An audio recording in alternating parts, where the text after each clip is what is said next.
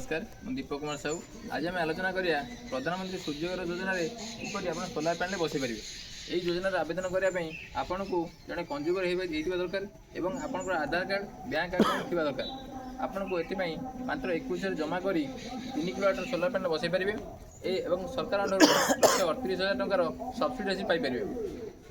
आसन देखा जड़े मानते जड़े कस्टमर प्रधानमंत्री सूर्यघर किपरि सोलार पैनल बसती देखो बर्तमान ये 6टा पैनल बसई और ये 6टा पैनल मध्यम से 3 किलोवाट रु 300 यूनिट संग्रह कर जो सोलार मध्यम से एसी चलाई पारे गीजर चलाई पारे आपंकर विभिन्न इलेक्ट्रोनिक जिनस जहाँकि आप भावुँ यूज करें कि न करें करें ଆପଣ ମଧ୍ୟ ଯାହା ଆପଣଙ୍କର ଏସି ଠୁ ଆରମ୍ଭ କରି ଯାହା ଇଲେକ୍ଟ୍ରୋନିକ୍ ଜିନିଷ ଅଛି टीवी फ्रिज ଆପଣଙ୍କର ଯାହା ବି ଅଛି ବ୍ୟବହାର କରିପାରିବେ। ଏଥିରେ କୌଣସି ସନ୍ଦେହ ରହିବା ଦରକାର ନାହିଁ।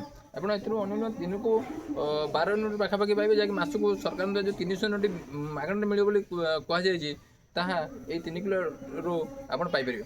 ଦେଖନ୍ତୁ ମୁଁ କହିବି ବର୍ତ୍ତମାନ ଏଇ 3 କିଲୋରେ କେତେ ଆମେ ଜଣେ ହିତାଧିକାରୀ से यहाँ सुंदर भाव में कहते माने से हिताधिकारी धन्यवाद देवा पड़ो और आम आशा करूँ यही समस्ते निज छात गोटे गोटे सोलार पैनल बसई निजर विद्युत खर्च उत्पादन करूँ और प्राकृतिक संपद सूर्यघर मध्यम सूर्यशक्ति मध्यम ये सुविधा पातु।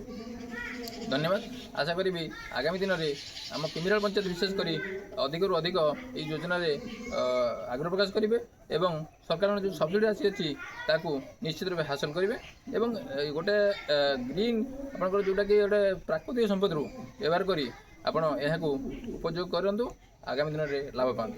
धन्यवाद। स्टार्ट।